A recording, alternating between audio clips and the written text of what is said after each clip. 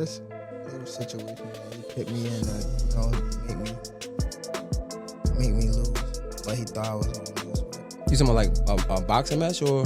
Yeah, boxing match. Ooh, if you don't mind. If you don't want to, it's fine. On February 24th, 2025, Floyd Mayweather Jr. turned 48, a milestone that saw fans, celebrities, and fellow boxers flood social media with messages celebrating the undefeated legend.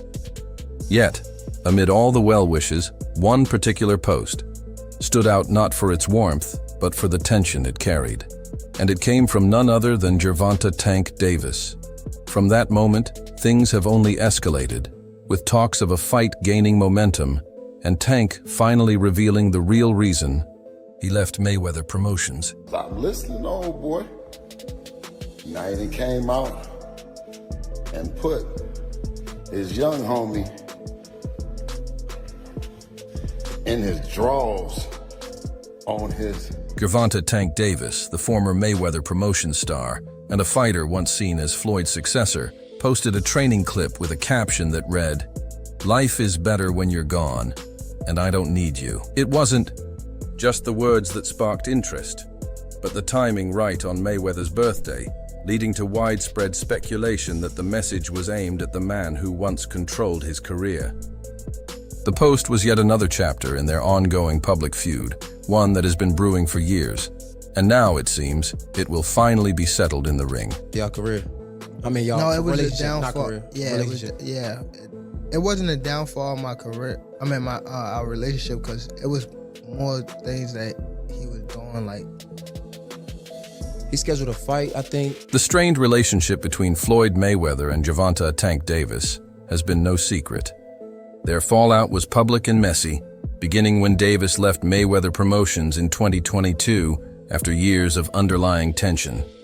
Floyd had built Tank up as his next superstar, but cracks began to show as Davis pushed for more independence.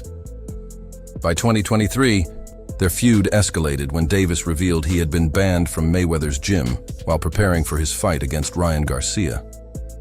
The situation became even more complicated when Tank accused Mayweather of mishandling financial matters related to a Dubai event, claiming he had been kept in the dark about key details. These issues, along with persistent rumors of personal conflicts, only fueled the fire between them, and neither man seemed willing to back down. He's not gonna hurt me, you know what I mean? So it's good to be with him than be cool with him, because he can do some crazy stuff. He'll picture him bad. Mayweather, known for never letting criticism slide, responded to Davis's birthday post in a way only he could. He shared an old sparring video featuring Davis and Devin Haney, a clip many interpreted as an attempt to downplay Davis's skills while reminding the world of his own role in Tank's development. For some fans, it was a calculated move by Mayweather to reassert his dominance, a way of saying, "I made you." Others saw it as unnecessary pettiness, especially since Davis had already proven himself with major wins, including his knockout victory over Ryan Garcia. Regardless of how it was perceived, one thing was clear. This wasn't just a simple disagreement between a former promoter and his fighter. This was personal. He's telling me just stay calm. I always like to listen to Floyd when it comes to big stages like this, because he's the only one that been in my shoes and been like in these type of fights. You know what I mean? So I always try to stay close to Floyd. Davis, never one to hold back, has continued to air his grievances about Mayweather. In a recent interview with the Mr. J. Hill Network, he made a shocking revelation about the early days of his career, specifically his first world title fight against Jose Pedraza. Davis claimed that Mayweather had set him up to lose that fight. According to Tank, the bout wasn't about giving him an opportunity, but rather about controlling his career and keeping him in check. He described the Pedraza fight as a lose-lose situation, alleging that Floyd expected him to fail. "I was in a lose-lose situation, and I still came out on top. It was a situation he put me in to make me lose. He thought I was going to lose to Pedraza," Davis stated. I remember first hearing an issue between Floyd and Gervonta before Gervonta fought Pedraza. And the issue I heard was that Floyd didn't want Gervonta to stay in Baltimore because he felt there was too many distractions for him in Baltimore, and he wanted to stay in Vegas. Davis then added another layer to the story, bringing Mayweather's personal life into the mix. According to Tank, the reason Mayweather wanted him to lose had nothing to do with business. It was all about Floyd's daughter. Yes? Remember when Ryan Garcia hinted that the real reason behind Tank's split from Mayweather wasn't about freedom, but something more personal? Well, it turns out he might have been right. Davis claimed that Mayweather's daughter had been trying to contact him, saying, "She kept hitting me on Snapchat." He suggested that Floyd, known for being both protective of his family and controlling in nature, was uncomfortable with the idea of Tank being involved with his daughter. Davis believes Mayweather saw the Pedraza fight as an opportunity to humble him. If these accusations are true, it would mean that one of the most significant fights of Davis's career wasn't just about boxing. It was manipulated due to personal jealousy rather than business. Saying that I was messing with his daughter off of the fact that she kept Snapchatting me. Okay. She kept hitting me on the Snapchat. So they sent it to Floyd, and Floyd bugged out. Okay. And it just keeps getting more interesting. Davis went on to reveal that at the time of the Pedraza fight, he was struggling financially, even facing eviction from his home. According to him, Mayweather used his financial difficulties as leverage, essentially forcing him to take the fight or risk being sidelined indefinitely. Davis recalled Mayweather telling him, "If you don't fight him, you're not fighting. You're sitting on the shelf." This claim paints a picture of a young fighter backed into a corner, given no real choice but to accept a high-risk fight while under pressure from his own promoter. Yet, despite these challenges, Davis didn't just take the fight he dominated. With a statement-making performance, he proved he was ready for the big stage, regardless of Mayweather's intentions.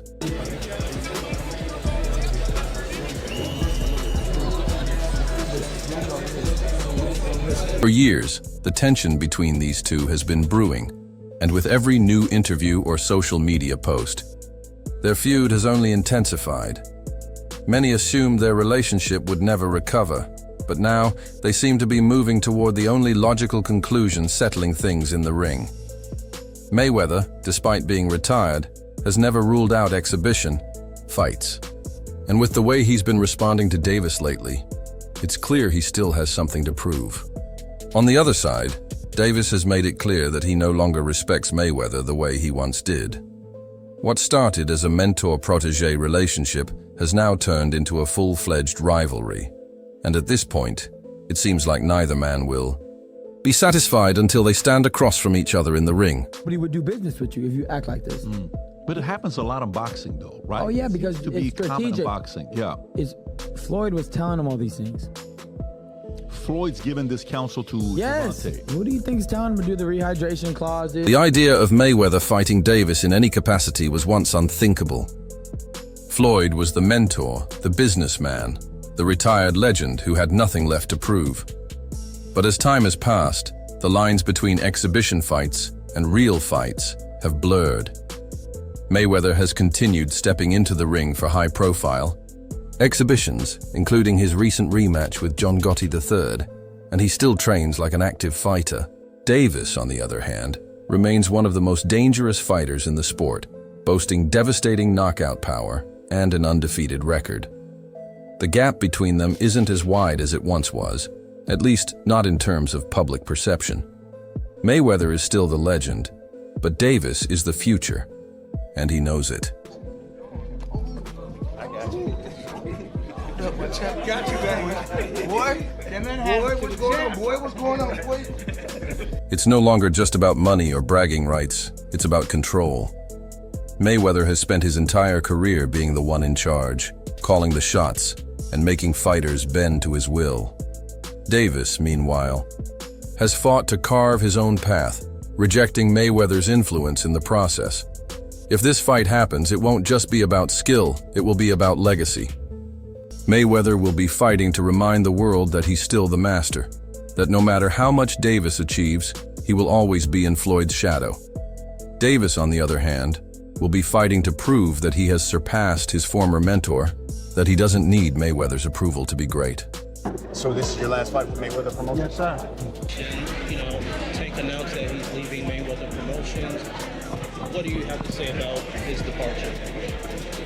My focus, honestly. The fight itself would be an intriguing spectacle.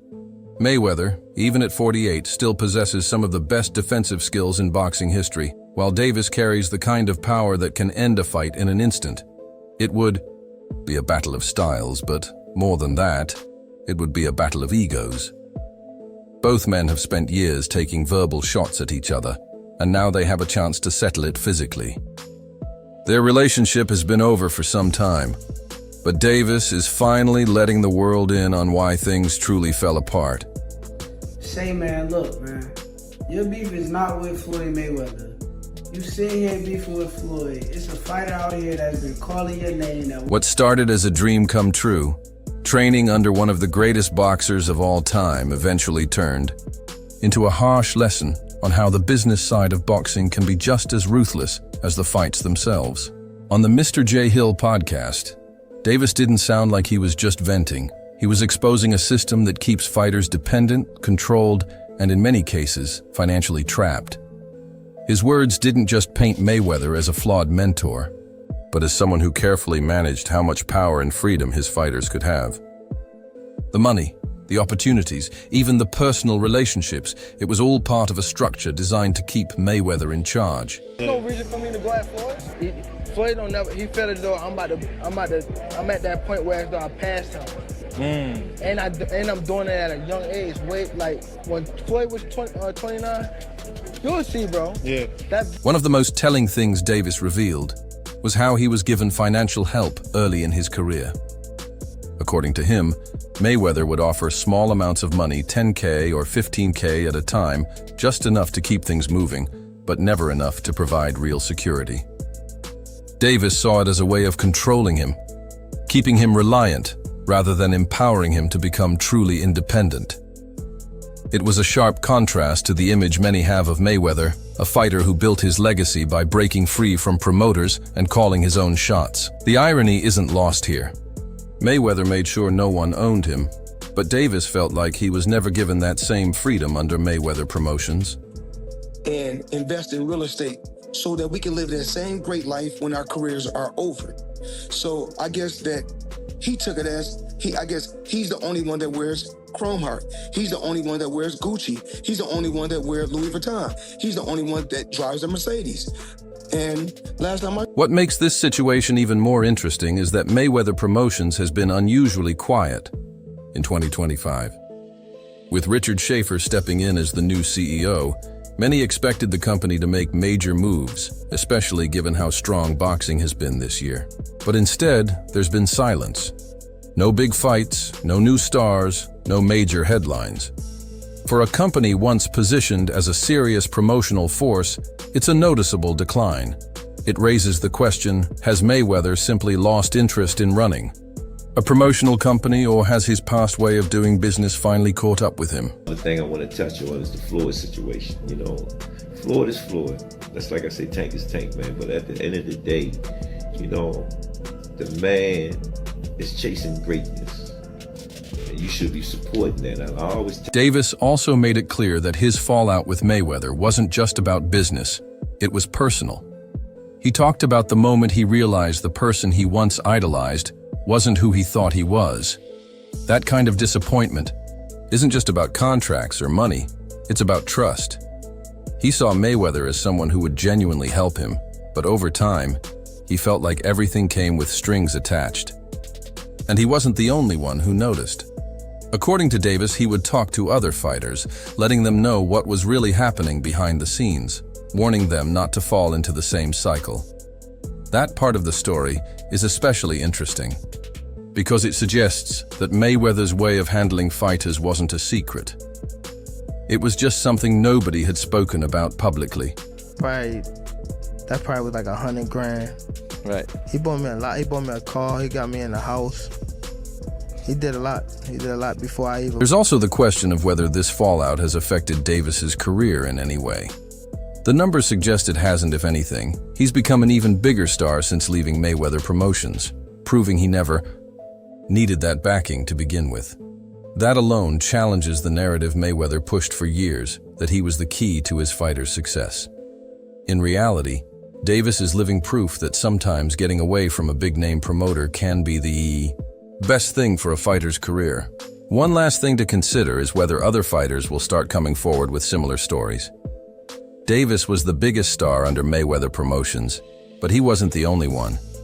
If other former Mayweather fighters begin opening up about their own experiences, it could put the company's reputation in serious jeopardy. Right now, the damage is limited to Davis's personal experience.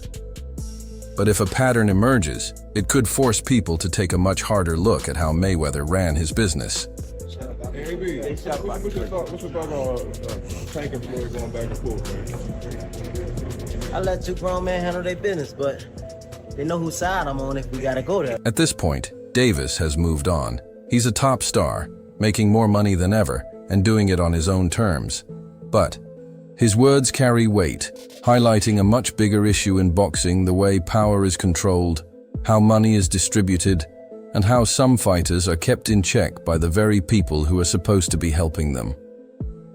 Meanwhile, Floyd Mayweather Jr. commemorated his 48th birthday with characteristic grandeur. The week-long celebration, reportedly costing $5 million, was a testament to Mayweather's penchant for opulence. From February 17th to 24th, Miami Beach became the backdrop for a series of extravagant events designed to indulge and entertain. You owe them people over in Dubai that money. Tell them to get on live right now. And he owe people in Saudi Arabia money too. Attendees were treated to beach parties, ATV tours, roller skating sessions, bowling nights, and exclusive gatherings on luxury yachts and at mansions, including a notable event at the former Versace mansion. This extravagant display not only underscored Mayweather's enduring wealth, but also his desire to remain in the public eye, reinforcing his brand as the money. In stark contrast to Mayweather's celebratory indulgence, Gervonta Davis has been navigating a path marked by introspection and candid revelations. In a recent interview, Davis delved into the intricacies of his relationship with his former mentor, shedding light on the challenges he faced during their association. He recounted moments of disillusionment, expressing that the person he once idolized did not align with the reality he experienced up close. I made so many sacrifices. Y'all looking at the end. Y'all looking at the end results. Y'all not looking at the shit where y'all gonna look at the interview and Zab gonna tell y'all, you know, with me being champion, with me already. This sentiment highlights a common narrative in professional sports, where idolization can sometimes lead to disenchantment upon closer interaction. Davis also touched on personal tensions that may have deepened the rift between him and Mayweather. While Mayweather continues to bask in the limelight of his past achievements and current extravagances, his promotional company, Mayweather Promotions, has been notably subdued in 2025. Despite the appointment of Richard Schaefer as the new CEO, the company has yet to announce any significant events or promotions this year. This silence is particularly conspicuous, given the current surge in boxing's popularity. The reasons behind this inactivity remain speculative, but it raises questions about the company's direction and how involved Mayweather truly is in its operations. We on? Yeah. We on. I want everybody to follow him on all his social media platforms. Follow my guy, future world champion. All Mayweather has been doing is talking. In a move that has sparked discussions within the boxing community, Mayweather recently named Terence Crawford as the best pound-for-pound boxer in the world. This endorsement is intriguing, especially given Mayweather's history of promoting his own protégés. By highlighting Crawford's achievements as a four-weight world champion with an unblemished 41-0 record, Mayweather's acknowledgement suggests a possible shift in his perspective on the current boxing landscape. It also raises questions about his views on other top contenders and the future of the sport. Some confusion. Is Tank a Mayweather Promotions fighter still? Is he not? What is his involvement with Mayweather Promotions, or is it just all still PBC, Al Heyman, Yeah, Tank is not signed to Mayweather Promotions. Okay. Gotcha. He's not signed to Mayweather Promotions. His contract ran out, Yeah. and that's fine. But as I always say, contracts don't define. Gervonta Tank Davis, on the other hand, continues to ascend in his career. With an impressive 30-0 record, he has become a prominent figure in boxing, amassing significant victories and a growing fan base. His upcoming fight against Lamont Roach Jr. on March 1st is highly anticipated, with many viewing it as another opportunity for Davis to solidify his legacy. Interestingly, Davis had previously announced plans to retire in 2025, but has since reconsidered, hinting at a potential break rather than a permanent exit from the sport. This decision reflects his evolving mindset, and perhaps a desire to further establish his dominance in the boxing world. Seen Tank, man, when Tank first got with Floyd, we had the same exact record. And I seen Tank knock out guys that Floyd had a hard time in sparring with. You know what I'm saying? So, this guy's the truth. The dynamic between Gervonta "Tank" Davis and Floyd Mayweather presents a compelling narrative of mentorship, ambition, and the complexities of personal and professional relationships. Their contrasting approaches to life and career, Mayweather's indulgence in luxury versus Davis's focus on personal growth and professional advancement, highlight the divergent paths that protégés and mentors can take. As both continue on their respective journeys, the boxing world watches with keen interest, eager to see how this story unfolds.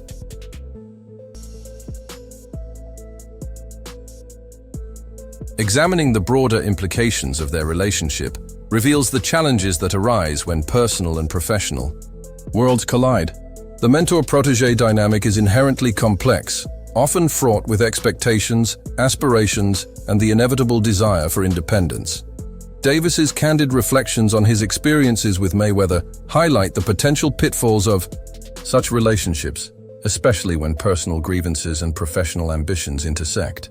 Meanwhile, Mayweather's continued emphasis on a lavish lifestyle stands in stark contrast to Davis's more grounded approach. This dichotomy raises questions about the values that define success in professional boxing. While Mayweather's wealth and flamboyance have become integral to his brand, Davis's narrative centers on resilience, personal growth, and a determination to forge his own path. Can you see who it is? Yeah. Who is the dude? Who is the dude? And that right there. That ending hits way harder and keeps the same energy as the rest of the piece. It drives home the contrast between Mayweather and Davis without losing the intensity of their rivalry. At the end of the day, this isn't just about boxing, it's personal. Mayweather is still living that high life, throwing million-dollar birthday parties and making sure the world knows he's still the money. Meanwhile, Davis is out here trying to carve his own lane, keeping his circle small and focusing on what really matters, his career and legacy. What they mean? I'm living. I don't like Floyd, motherfucker. No, you don't. EJ do the track. That's the perfect way to wrap it up. Keeps the energy high and leaves the audience wanting more. It also subtly pushes engagement, which is exactly what you want. At the end of the day, this isn't just about boxing, it's personal. Mayweather is still living that high life, throwing million-dollar birthday parties and making sure the world knows he's still the money. Meanwhile, Davis is out here trying to carve his own lane, keeping his circle small and focusing on what really matters, his career and legacy. What do you think? Drop your thoughts in the comments, and don't forget to like and subscribe for more updates.